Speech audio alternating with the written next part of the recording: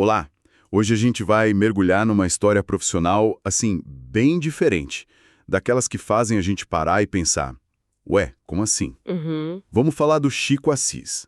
Imagina só a combinação, um cara com o pé super fincado no mundo corporativo, sabe? Cadeiras de CEO, alta direção. Sim, aquele ambiente bem pragmático, né? Exato. E aí, de repente, o outro pé dá um salto, direto para a filosofia. É o tipo de trajetória que chama a atenção na hora, né? Não é todo dia que a gente vê alguém, assim, acostumado com meta, resultado, estratégia de mercado, Uhum. mergulhar de cabeça em perguntas sobre certo e errado, bem e mal. O que será que acendeu essa faísca nele, né? Pois é. E a nossa exploração hoje é justamente essa, seguir essa trilha. A gente pegou as informações biográficas dele para tentar entender não só a mudança em si, mas, tipo, como ele conseguiu fazer da ética. Que para muita gente soa tão abstrato, né? Exatamente. Algo distante, acadêmico. Como ele transformou isso numa ferramenta relevante, aplicável no dia a dia das empresas. Na vida mesmo. Ok, vamos lá desvendar isso. Um ponto que eu acho fascinante aqui é justamente essa ponte que ele cria entre mundos tão diferentes. Sair do comando de operações complexas, onde a pressão por resultado deve ser, imagina, imensa, Nossa, sim. para investigar as bases do comportamento humano, das decisões morais. Isso sugere uma busca, né? Por algo que talvez o pragmatismo do dia a dia não tivesse entregando para ele. E essa jornada pode ter lições bem valiosas, acho, sobre os limites e até as conexões entre jeitos diferentes de conhecer o mundo. Sem dúvida.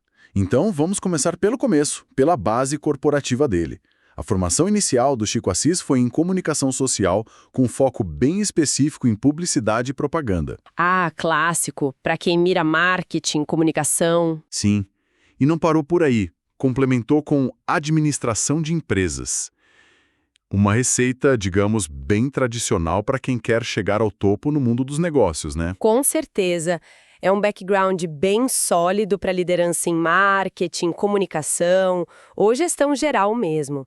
Prepara a pessoa para entender o mercado, as organizações por dentro, por fora. Ele estava se equipando, digamos, com as ferramentas padrão do universo corporativo. E olha, ele usou essas ferramentas, viu?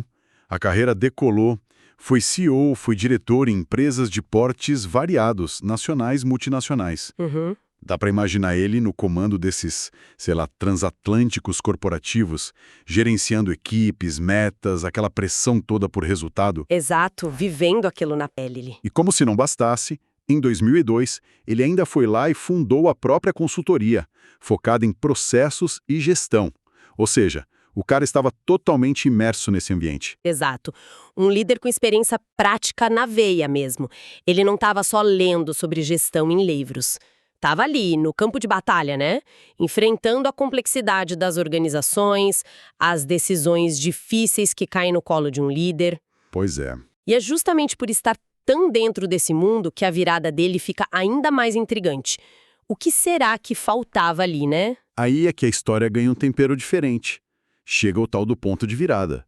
Ele mesmo percebeu que todo aquele arsenal de conhecimento, sabe? Gestão, processos, planejamento estratégico, parecia que não alcançava certas questões. Questões mais humanas, talvez. Coisas como as dinâmicas de poder dentro das empresas. Como definir o que era certo ou errado numa decisão complicada. Aquelas que não se resolvem com uma planilha, né? Ou um software novo. Exatamente. Ou mesmo entender as noções de bem e mal aplicadas ali no ambiente de trabalho. Elas tocam na fibra das relações humanas, nos valores que guiam as ações. Algo que o conhecimento puramente técnico muitas vezes não dá conta mesmo. Precisamente. E é aqui que fica realmente interessante. Essa inquietação foi o estopim, sabe? Ele bateu num teto do conhecimento que ele tinha e, em vez de ignorar, decidiu procurar respostas em outro campo do saber. Uma decisão e tanto, convenhamos. E isso levanta uma questão super importante, né? Sobre os limites do conhecimento especializado. As ferramentas de gestão são ótimas para otimizar, para medir, para organizar. Claro. Mas quando entram em jogo dilemas éticos complexos, tipo conflito de interesse, impacto social das decisões, justiça nas relações de trabalho, elas podem se mostrar insuficientes. Uhum. A busca dele pela filosofia não me parece um capricho intelectual, sabe? Mas talvez uma necessidade genuína de encontrar um framework mais robusto para lidar com essa complexidade humana que ele via no mundo corporativo. Exige uma certa humildade intelectual, né? Admitir que seu campo não tem todas as respostas. Total. E ele não fez por menos, viu? Mergulhou de cabeça nos estudos de filosofia, foi buscar a formação formal mesmo. Fez licenciatura, depois pós-graduação e ainda culminou com um mestrado na área. Não foi só uma leitura de fim de semana, foi um comprometimento sério. E o foco dele dentro da filosofia é bem revelador, né? Ele não se perdeu naquela vastidão que é a filosofia. Ele direcionou o interesse acadêmico e de pesquisa para quê? Para a ética e para a moral. Exato. Se a gente conecta isso com o quadro geral, com aquela inquietação inicial lá do mundo corporativo, a linha é direta, né? Ele foi buscar na filosofia as ferramentas conceituais para entender justamente aquelas questões sobre certo e errado, bem e mal. Aquilo que o pragmatismo dos negócios não respondia para ele de forma satisfatória. Exatamente. É como se ele estivesse procurando, sei lá, um manual de instruções para a bússola moral que ele sentia que faltava. Faz todo sentido. E o mais legal é que ele não jogou fora a experiência anterior, né? Ele criou uma ponte. Começou a aplicar essa nova bagagem filosófica de um jeito bem prático. Passou a dar aulas, levando a ética para onde ela é crucial.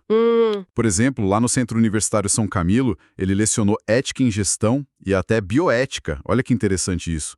Conectando com dilemas éticos na área da saúde. A bioética, um campo super fértil para dilemas morais de hoje, né? Envolvendo vida, tecnologia, saúde. Isso mostra a amplitude do interesse dele em aplicar a ética a problemas reais, complexos. Não ficou só na teoria abstrata, né? De jeito nenhum. E essa atuação como professor se expandiu. Ele foi convidado para levar essa discussão sobre ética para MBAs de renome, como na Fundacelsp USP, um lugar que forma líderes empresariais, e também na Unisanta, com foco específico em ética e moral nos negócios. Ou seja, ele levou a filosofia de volta para o mundo empresarial, mas com um olhar muito mais rico, né? Sim. E claro, continuou atuando como consultor, só que agora imagino eu com uma capacidade muito maior de abordar as dimensões humanas e éticas dos desafios das empresas. Essa habilidade de navegar entre a profundidade teórica da ética e os desafios pragmáticos das organizações é algo raro e de um valor imenso, né? Frequentemente, existe um abismo entre o que se discute na academia e o que se pratica no mercado. Pois é. Profissionais como ele, que constroem essa ponte, são essenciais para que a ética não seja só um ideal distante, mas um guia real para as decisões e comportamentos no dia a dia das empresas e da sociedade também. Mas imagino que não seja fácil levar essas reflexões para ambientes tão focados em meta e resultado, né? Deve ter uma tensão interessante aí. Com certeza deve ter. E a influência dele não parou por aí, nas salas de aula ou nas consultorias. Ele se envolveu em outras frentes que mostram assim a amplitude do engajamento dele. Por exemplo, ele foi organizer do TEDx Ribeirão. Ah, legal! Quem já esteve perto da organização de um evento TEDx sabe o trabalho colossal que dá. Nossa, sim! E a visão necessária para curar ideias que realmente merecem ser espalhadas. Com certeza! Organizar um TEDx demonstra um compromisso com a disseminação de conhecimento, de inspiração, super alinhado com quem busca levar reflexões importantes para um público maior. E não só organizou, como ele também subiu ao palco como speaker, compartilhou as ideias dele no TEDx Lages e num evento chamado Epicentro. Além disso, e isso eu acho muito significativo, ele dedicou tempo ao voluntariado em causas de grande impacto. Atuou no Escritório Regional do Alto Comissariado das Nações Unidas para Direitos Humanos, a ONU, Uau! lidando com questões éticas em escala global, imagina.